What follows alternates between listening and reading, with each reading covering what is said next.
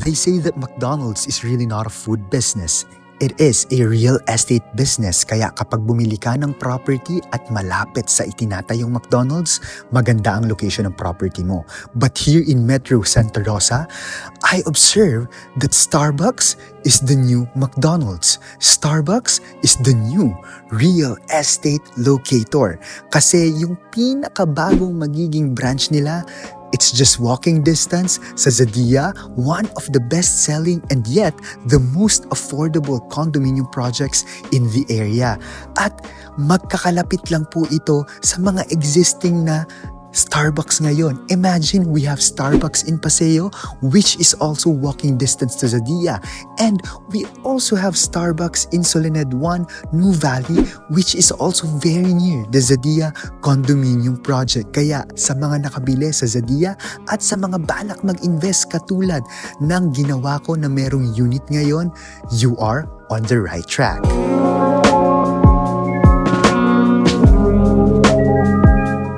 As low as 18,500 pesos per month, 30 months long down payment term, and the most accessible and the most affordable condominium project here in Santa Rosa, that is the promo of Zadea by Greenfield City. This is me again, Jaire Mamaklay, your property geek.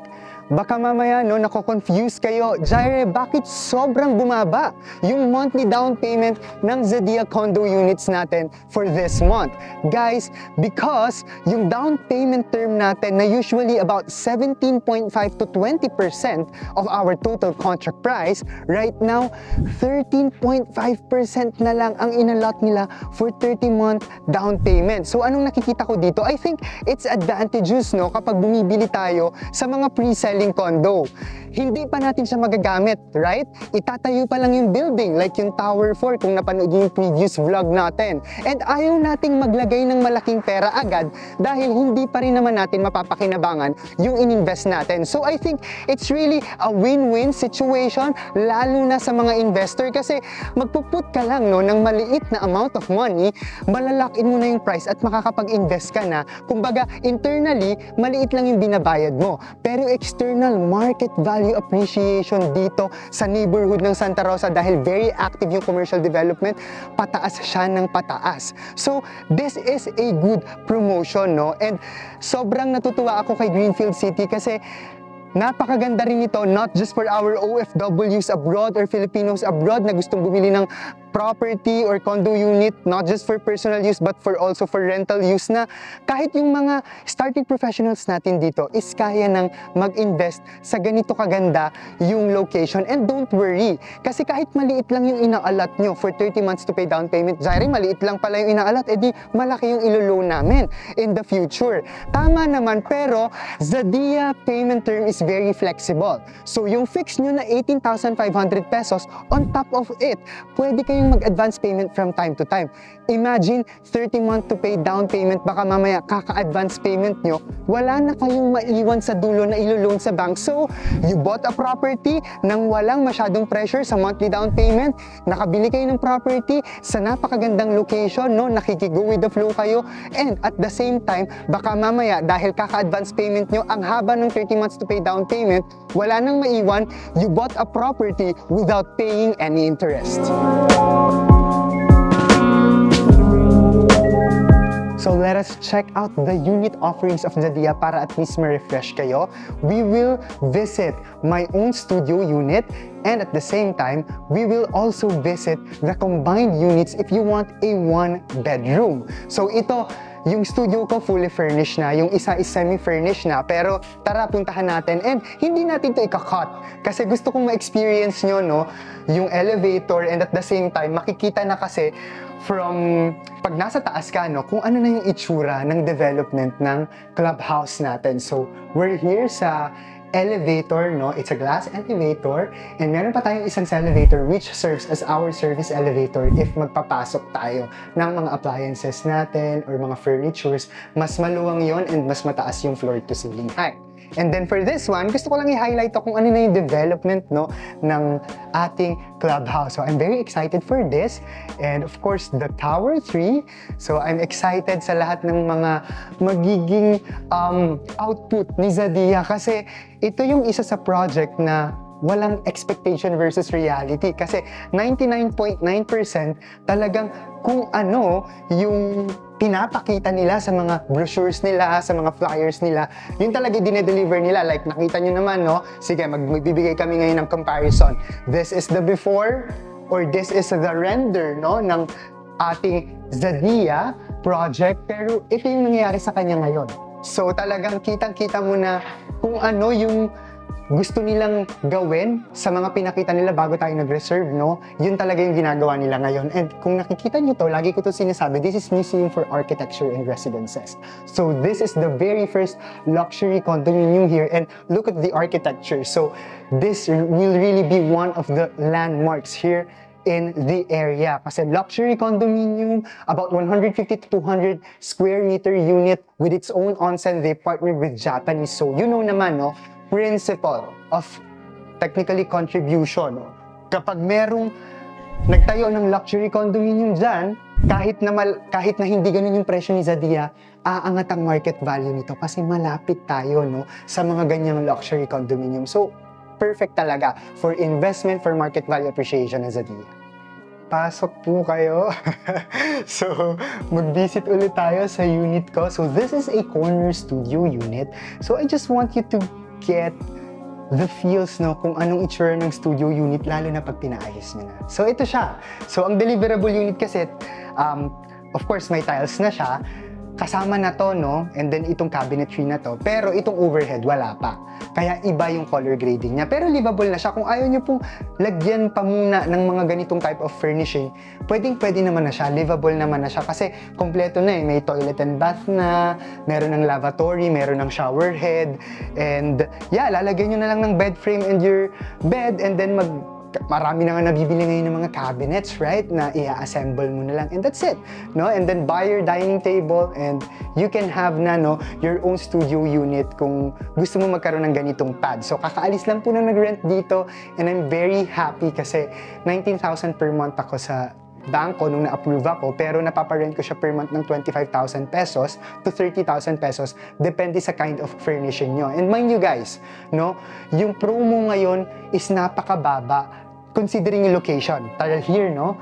So nakikita nyo to, nilalakad ko lang talaga to, yung Paseo de Santa Rosa, nandyan yung wet market, alam nyo naman, outlets yan, and at the same time, I think makikita naman sa camera, no? It's the Medical City South Luzon. Walkable lang din po ang the Medical City South Luzon here. So yung mga renters dito, Jaire, sino yung mga potential renters?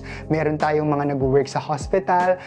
Of course, mga expats na nag-work sa Technopark, dahil ito rin yung condo na pinakamalapit sa Technopark, which is naghahanap talaga yung mga Koreans, Japanese, and Americans ng about mga 6 months to 1 year, no, na mapag-stayan. And malinis po talaga sila at mamimaintain talaga nila ng maayos, no, yung unit. So, i-discuss ko yung promo ngayon. This is a corner studio unit, kaya meron akong window dito, pero sa corner may ganito. Pag mga inner, walang ganito. Pero, kita nyo naman, kahit wala kang extra window, floor to ceiling height itong sliding door, napakaganda niya rin for lighting purposes. Talagang maliwanag pa rin talaga siya. So, ang promo ngayon, the smallest we have is a 23.65 square meter studio unit. 13.5% ang naka-allot sa 30-month down payment. So, the total contract price, including the miscellaneous fee and the other charges, wala na pong magiging quote-unquote hidden charges, is at 4,871,442 pesos and 58 centavos. Mag-reserve ka lang first month, which is equivalent to your first monthly down payment, which is 18,500 pesos. And then, hanggang sa 11 monthly amortization mo, 18,500 fixed. And then, sa 10th to 30th month down payment mo, nasa around 22 to 23,000 pesos per month ka lang. So, nag-progress lang siya, no? Pero hindi naman ganun kalalaki yung gap. So, 18,500, 22,000 to 23,000 for the course of 30 months to pay down payment. Pero lagi ko nga sinasabi, no? Advance payment from time to time, dahil during the course of 30-month down payment, it's 0% interest lahat nalalagay niya, no, sa ating principal amount. And yeah, advantage talaga kapag wala kang urgent need to use the property, gusto mo lang mag-lock in, gusto mo lang makapwesto dito na hindi mo nagawa noon. Katulad ng BGC, no, na sobrang spike na yung prices ngayon dahil na-reach niya na yung maturity niya. Well, may pag-asa kayo dito sa Santa Rosa, Laguna. So, this is the studio unit. Napakita na natin to dati. Magpapakita kami ng mga B-roll namin para mas ma-explore nyo at mas ma-appreciate nyo. Punta naman tayo sa combined or one-bedroom unit.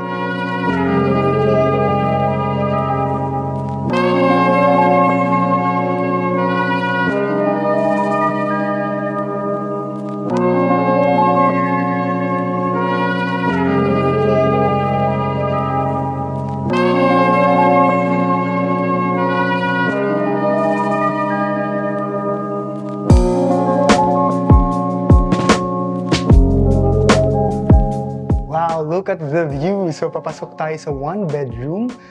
This is technically a combined unit. So, ito, inayos na nung client ko, no? Kulang pa lang siya ng mga fixture, pero nilagyan niya na ng mga furnitures, appliances. So, this is a combined studio unit. So, kung gusto nyo ng mas malaki, magkakaroon ng hallway sa gitna, pinakita na namin to dati para yung isang unit would be your one bedroom. So, technically, 24.9 times 2, it's about 49.8 square meter para na siyang townhouse. Parang wala ka na sa condo. And this would be our kitchen area. Pa-L-shaped na po siya.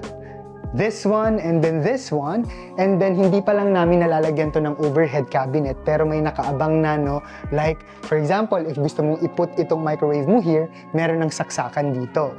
And then, meron ka ng dining area dito, good for 4, and then, hindi pa rin siya masikip, no? Very spacious pa din, and magkakaroon ka na ng sofa here. I love that couch. I love this couch. And then, you have your, I think it's about 55 to 65 inches TV, and wow, tara dito. Gusto ko ipakita tong view na to sa inyo. Mount Makiling view. Pero matatakpan kasi yan ng Tower 5 eh. Pero technically, kahit nasa ang floor ka, mahangin siya. And yung mga nakabili sa Tower 3, ito na po yung Tower 3 closer look, no? For the Tower 3, imagine talagang very updated at talagang on schedule yung ating deliverable dito kay Zadia. So, again, this is the first unit, no?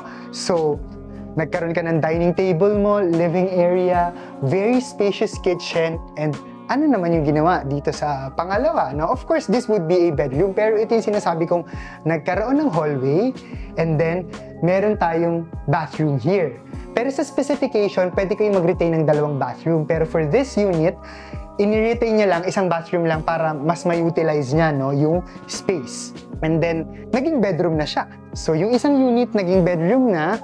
And then, you also have your another balcony, no? Kasi nga, 2 units to technically. And then, at the same time, ito, no? Pardon sa mga kalat dahil talagang bagong-bago tong unit na to. Pwede kang maglagay ng cabinet dito, and then dito, you will have your own walk-in closet. So yeah, ang ganda ng one bedroom kasi ano nga ba yung nagiging advantage? Marami sa aking mga clients, laging dalawa lang yung option nila kapag bibili sila ng retirement property here in the Philippines. It's either lot, natatayuan mo ng bahay, pero marami din ang pumipili ng condo unit kasi nga may security na, malaki naman na, 2 lang naman sila, and then kapag pupunta sila for example sa US kasi every 6 months kailangan bumalik, they don't need to worry about the security, safety, and it's lesser maintenance, no?